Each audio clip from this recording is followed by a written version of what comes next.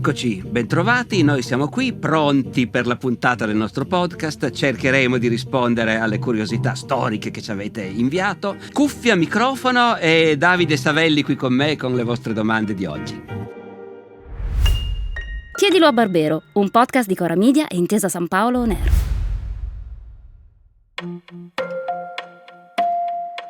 Oggi parliamo di teste coronate e partiamo con la domanda di Gregorio che ci scrive da Copenaghen, dove in effetti una testa coronata c'è ancora, se non sbaglio, Margherita di Danimarca, non mi ricordo se prima, seconda o terza. Ecco cosa domanda Gregorio. Caro professore, nella storia dell'uomo, quando sono comparsi per la prima volta corone ed altri ornamenti come simboli del potere? Sono emersi indipendentemente in varie zone del mondo, in varie civiltà, o si sono diffuse da un piccolo nucleo?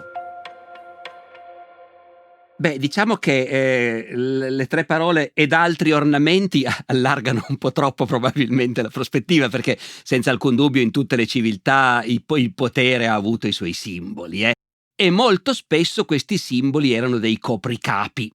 Ho un vago ricordo che il copricapo dei faraoni fosse il risultato della fusione di due diversi copricapi. Uno era quello dei faraoni dell'Alto Egitto, uno era quello del Basso Egitto, e poi quando hanno fatto il Regno Unico li hanno messi insieme. I copricapi hanno sempre avuto in passato una funzione simbolica molto forte, prima di questa nostra epoca inaudita, la prima della storia in cui i copricapi sono spariti, non li usa più nessuno e tuttavia.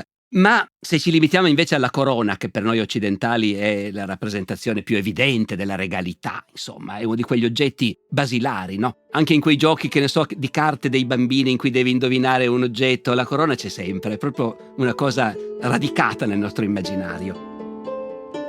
La corona in realtà non nasce come se la immaginiamo noi, la corona con tante punte. La corona inizialmente è una ghirlanda, diciamo così, è una corona di foglie. E siamo nel mondo greco e romano, no? Le corone di foglie di alloro, o di quercia o di ulivo, che hanno una forte valenza simbolica non solo per il potere. Nel mondo greco, per esempio, i vincitori delle gare olimpiche venivano incoronati con corone di ulivo.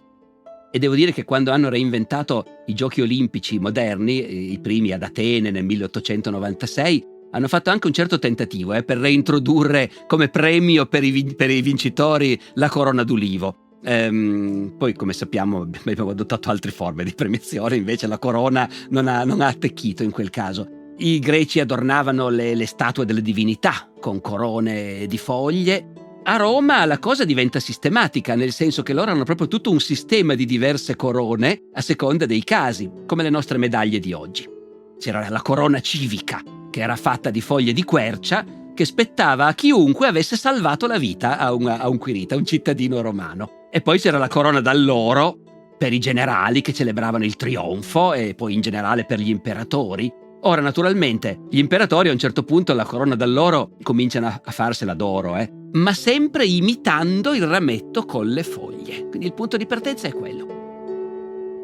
E naturalmente a questo punto capiamo anche cosa vuol dire quando a Cristo calcano in testa la corona di spine, invece. Perché lo stanno prendendo in giro, gli stanno dicendo: tu sei il re dei giudei, Ah, eccoti la corona. Ma la corona, appunto, non è quella che ci immaginiamo noi, è una corona di vegetale, diciamo così, no? Di rami e foglie. Ma in quel caso sono rami spinosi, per l'appunto.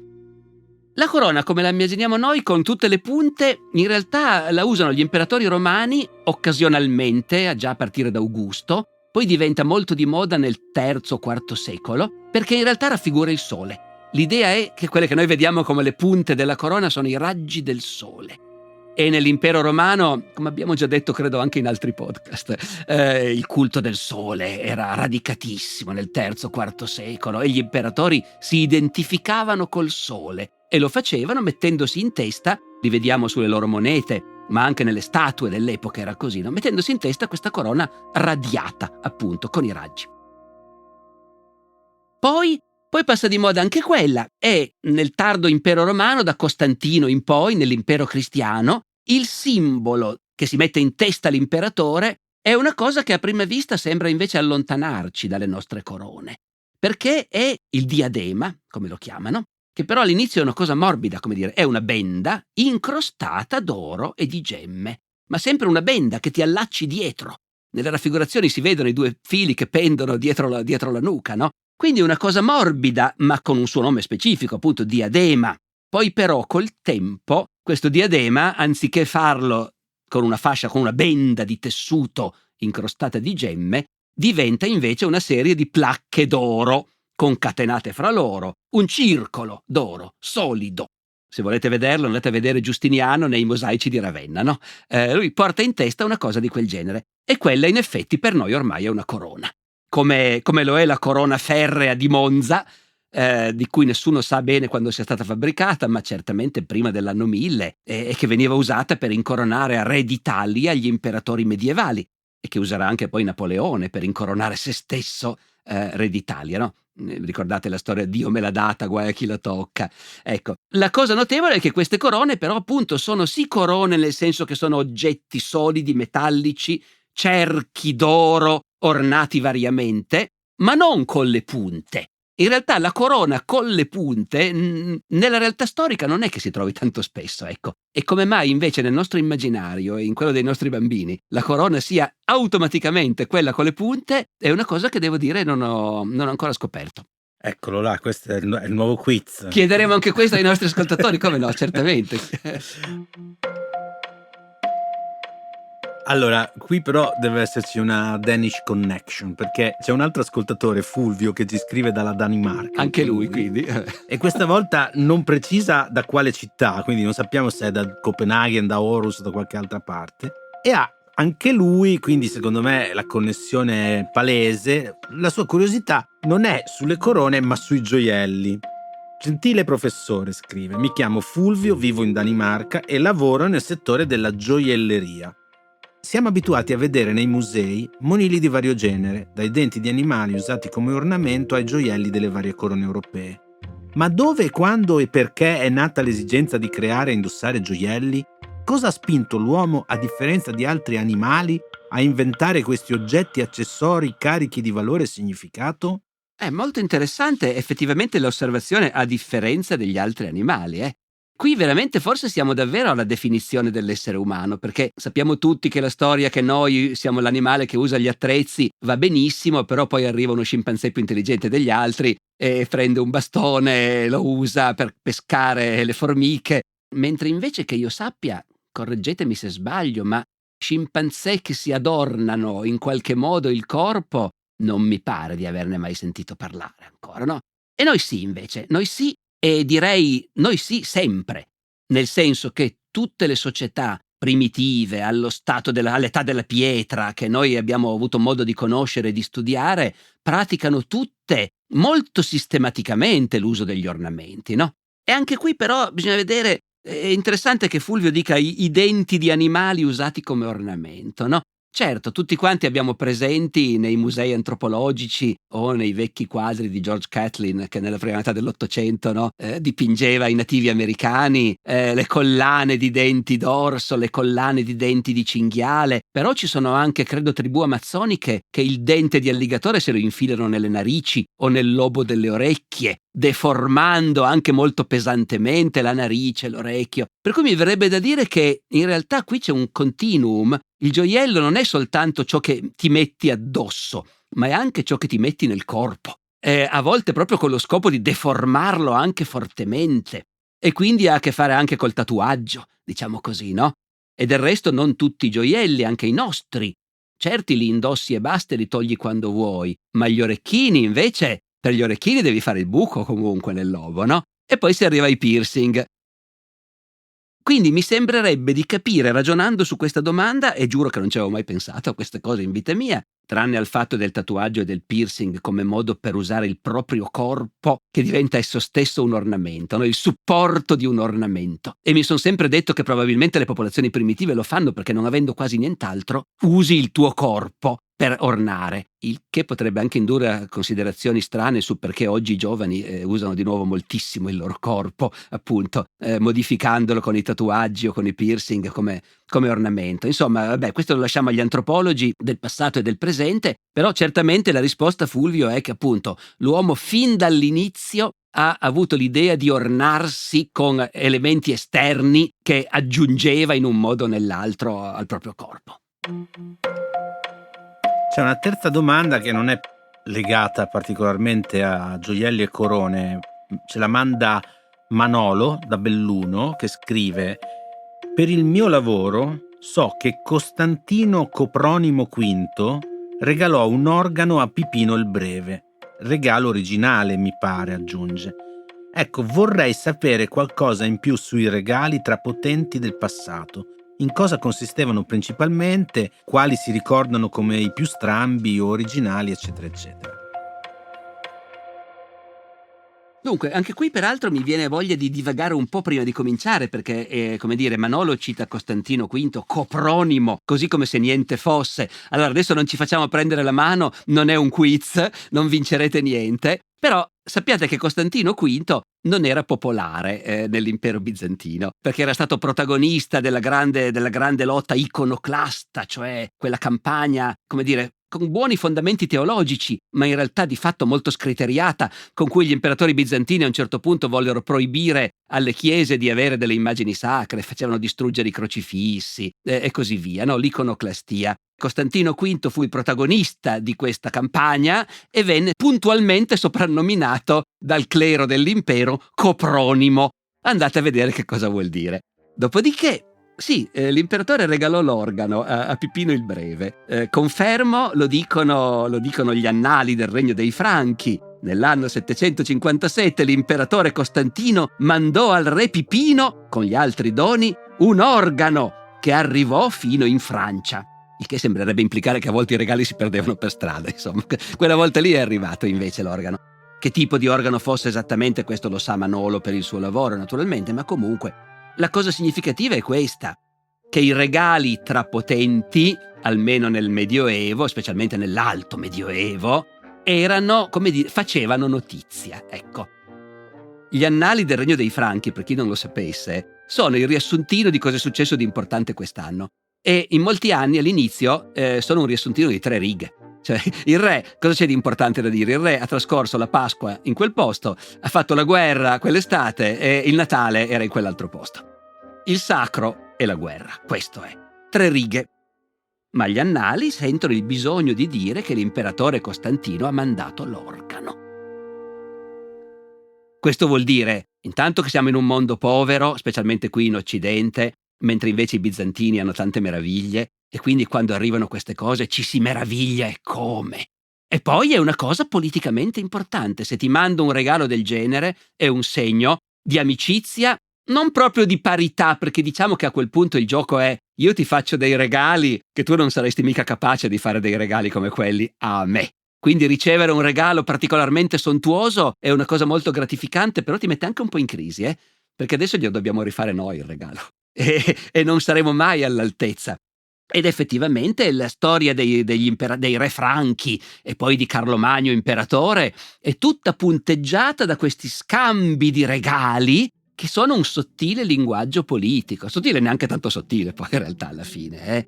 Per cui i sovrani minori mandavano regali a Carlo Magno che erano quasi una forma di tributo. Nella Spagna conquistata dagli arabi, al nord esistevano ancora dei piccoli re cristiani che controllavano piccoli territori e che combattevano contro gli arabi. Uno di questi re, Alfonso, nel 798, Alfonso, re di Galizia e di Asturia, conquista e saccheggia Lisbona, sottraendola appunto agli arabi, e poi manda a Carlo Magno i frutti della sua vittoria: le corazze catturate ai Mori, i muli catturati ai Mori, i Mori stessi prigionieri, ecco, e il bottino. E il bottino noi lo mandiamo a Carlo Magno per fargli vedere che abbiamo vinto, ma anche che il bottino è suo in parte, naturalmente, perché il boss è lui.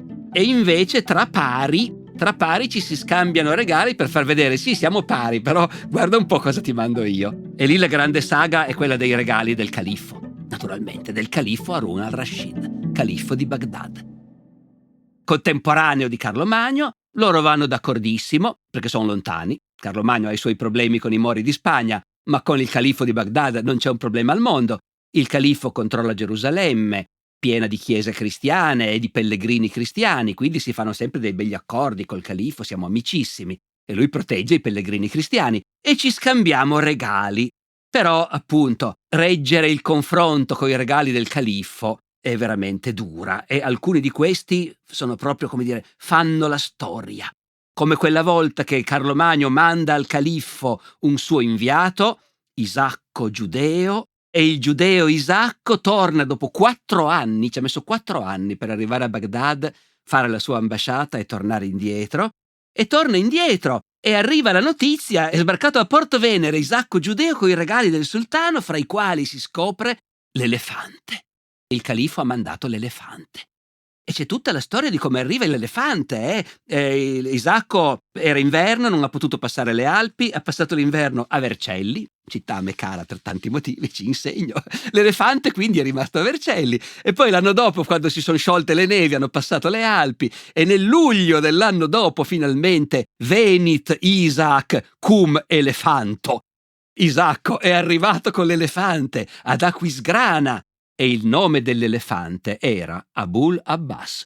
E questo lo dice il cronista franco, Abul Abbas, naturalmente il califfo Harun al-Rashid della dinastia degli Abbasidi. E Abul Abbas era il nome del progenitore, padre degli Abbasidi. E questo è il nome dell'elefante. E gli annali ricordano anche poi quando è morto l'elefante, 8 anni dopo.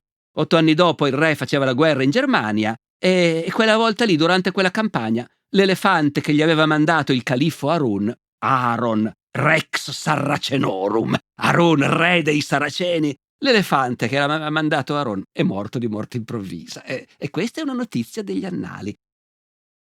Ma d'altra parte, e la sto facendo lunga ma finisco, perché questa cosa dell'elefante è troppo bella, c'è anche un trattato naturalistico dell'epoca di Carlo Magno, in cui l'autore, un irlandese, Dickwill, dice: se uno legge i testi degli scienziati dell'antica Roma, Solino e questi geografi romani, loro dicono che gli elefanti sono bestie incredibili che non sono capaci di sdraiarsi, ma devono stare sempre in piedi. E l'intellettuale della corte di Carlo Magno dice: no, invece noi abbiamo scoperto che l'elefante si sdraia come un bue, come tutto il popolo del regno dei Franchi ha visto fare all'elefante al tempo di Carlo. Quindi c'era la fila fuori, no? Tutti lì. Ora capisci che questo ci ha mandato un regalo così, noi cosa gli mandiamo? Gli possiamo mandare delle armi, che siamo sempre stati bravi a farle in Europa, delle spade, dei tessuti nostri. La volta dopo il califfo ti mangia l'orologio meccanico, con gli automi, le porticine che si aprono e si chiudono, le 12 ore. Come fai a reggere? Dice: meno male che sono lontani, siamo amici. Ecco, questi sono i regali fra potenti nell'Alto Medioevo. Fantastico, tempo scadutissimo, però un'ultima domanda, ce l'ho io, una curiosità questa volta, ma invece ci sono fonti che parlano dell'elefante a Vercelli? Cioè i vercellesi saranno impazziti per... Assolutamente sì, di sicuro, ma purtroppo a Vercelli non è rimasta traccia di questa sensazione dell'epoca. Però si potrebbe inscenare una rievocazione a questo punto, bisognerà suggerirlo al sindaco. Arrivederci a tutti e grazie. E finiamo questa puntata con il consiglio di andare a rivedere un vecchio film del 1964. Si chiama Topkapi, diretto da Jules Dessin e tratto dall'omonimo romanzo di Eric Ambler, in Italia pubblicato da Adelphi, che racconta l'audace piano per rubare un magnifico pugnale d'oro tempestato di diamanti e smeraldi che ancora oggi è custodito nel palazzo del Topkapi di Istanbul insieme al prezioso tesoro dell'impero ottomano. Buona visione. Chiedilo a Barbero è una serie podcast di Cora Media e Intesa San Paolo On Air, scritta da Alessandro Barbero e Davide Savelli. Produzione esecutiva Lia Chiovari. Cura editoriale di Davide Savelli in collaborazione con Anna Iacovino e Rosella Bettinardi. Supervisione del suono e musiche Luca Micheli. Fonico di studio a Torino Riccardo Mazza di Experimental Studios. Fonico di studio a Roma Lucrezia Marcelli. Post-produzione e montaggio Luca Micheli e Andrea Girelli. Coordinamento post-produzione Matteo Scelsa. Io sono Davide Savelli e vi do appuntamento alla prossima settimana ricordandovi che potete inviare le vostre domande via mail all'indirizzo chiediloabarbero@coramedia.com oppure con un messaggio WhatsApp anche vocale al numero 345 09 83 998.